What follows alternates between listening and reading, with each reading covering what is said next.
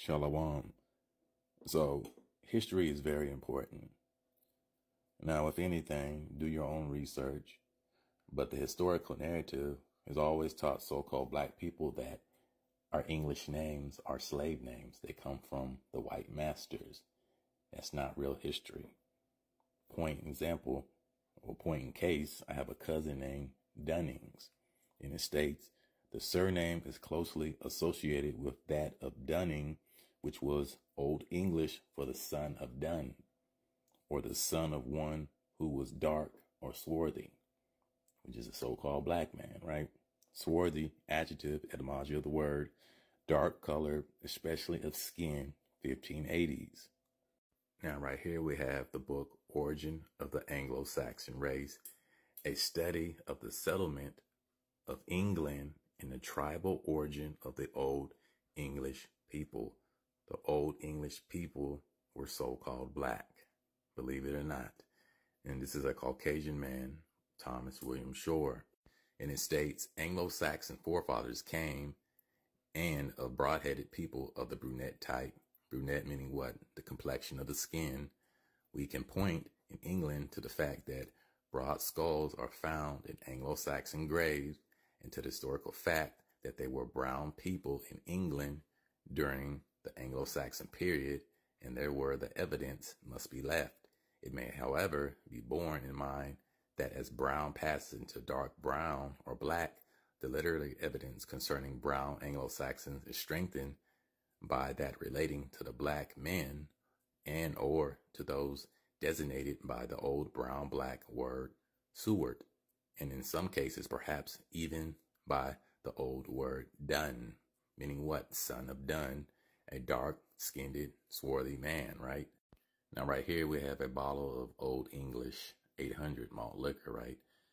A very popularized beer back in the 80s, 90s, and so forth, right? 40 ounce. I do believe this is where the rapper E40 gets his name from, right? And it states other nicknames came later, including 40, Fonzarelli, if I'm pronouncing that right, and 40 Wada. He earned the 40 for his fondness for the 40-ounce bottles of beer. In his most widely known moniker, the E stands for his first name, Earl. So it wouldn't surprise me if, E40 has Old English descent or so forth, still a Judite or from the tribes of Israel, okay? And it states, Stevens, which is his last name or surname, is believed to originate in England. Stevens is a patronymic surname that has been found in documents as early as the 1300s. And it states English, London, Flemish, Dutch, and North Germany. Okay. A lot of these regions back in the medieval times were predominantly people of color, swarthy, tawny, etc. It also states Stevens, though more commonly recognized as a last name, is a unique first name with regal history. Interesting. Brought over to England by the Norman invasion. The Normans were so-called black people of color in the 11th century. This name, meaning crown, wealth, or garland, has stood the test of time. So right here in figure 21, we have a Norman warrior in Italy using recurved bow seen on the cathedral door. Note the Negroid/African features on his face and profile. Okay, like I stated before, the Normans were so-called black or people of color.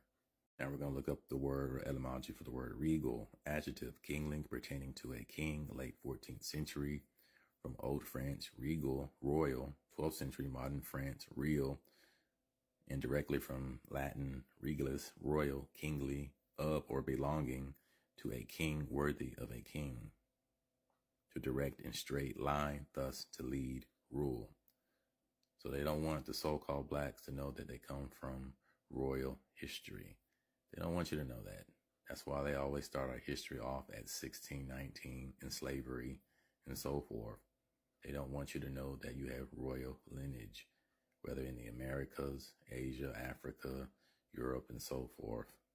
I mean, it's a damn shame, to be honest with you, but, we have to let go of some of these curses of the history that they put on us.